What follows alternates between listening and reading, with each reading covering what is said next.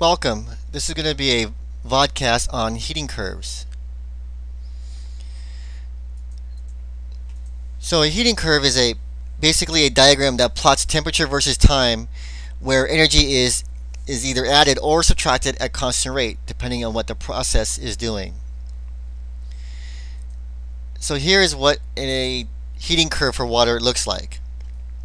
So just to kind of begin, we're going to begin with a block of ice. And this segment is when water is completely in the ice form right here.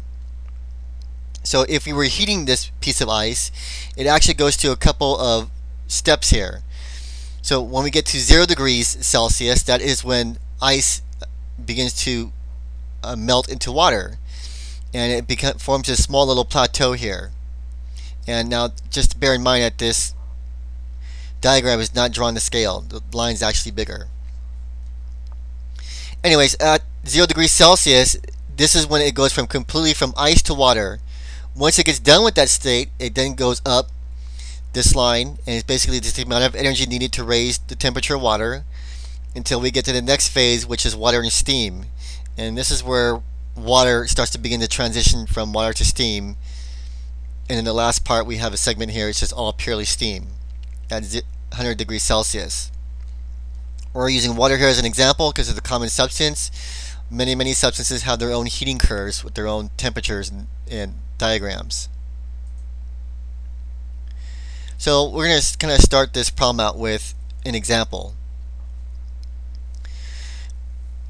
So what is the total energy required to have a 25 gram sample of ice at negative 20 degrees Celsius be heated to a temperature of 120 degrees Celsius? So we're going to begin here, negative 120 degrees Celsius, and then we're going to slowly heat it until we get to about right here, which is 120 degrees Celsius steam. And the question is asking, well, how much energy does that need for that to happen? And so we're going to break this problem into parts. This first slope here, we're going to call it part A. This plateau here, we're going to call it part B. The next slope, we're going to call it part C. This plateau right here, we're going to call D. And we're going to call the next slope here steam, part E. We're going to find the energy of each part, and at the end we're going to add them all together, and that's how we're going to find the total energy. So let's begin with the first part. When we go from negative 20 degrees Celsius to 0 degrees Celsius. So for part A, we're going to use the equation Q equals Cm delta T. And C is going to be, in this case, the specific heat of water. And specific heat, I'm sorry, not specific heat of water, specific heat of ice. And the specific heat of ice has its own number, 2.06 joules divided by grams times degree Celsius. So we're going to plug in the values. We have our specific heat of ice, mass of water. My final temperature is 0, and my initial temperature is negative 20. So remember, we're going up the graph here, and this is my initial, and this is my final. We plug it in, and for this portion here, this is going to be how much energy it's needed to heat up that ice. Bear in mind, when you get to 0 degrees Celsius, it is still ice. It isn't until the next part that we actually go to the phase transition.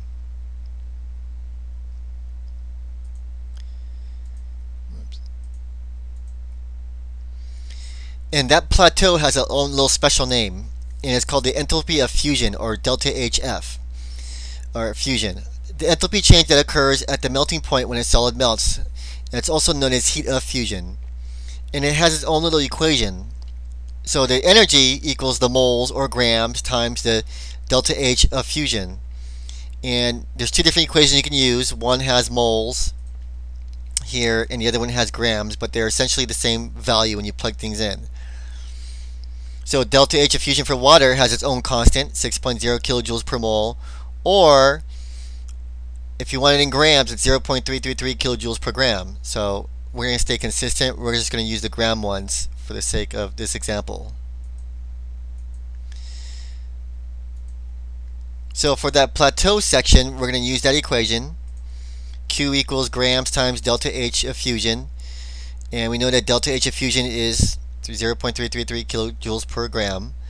We plug it in, and the energy needed for that process to go from ice to water is 8.32 kilojoules. Just for that part. So that's how much energy is needed. The next part, part C, is just basically raising the temperature of water from 0 degrees Celsius to 100 degrees Celsius. And at this point now it is completely water. And so we're going to get to this segment right here. And we're going to use the same equation we did in part A. And this one is a little more familiar. So here we have specific heat of water, which you should know, 4.18 joules per gram times degrees Celsius. We're using the same equation, plugging all the values in. Again, my initial temperature is 0 degrees Celsius, and my final temperature is 100 degrees Celsius. So we're just speaking about this segment only. And we plug this in, calculate Q, and for that segment it takes 10.5 kilojoules of energy to raise the temperature of water from 0 to 100 degrees Celsius.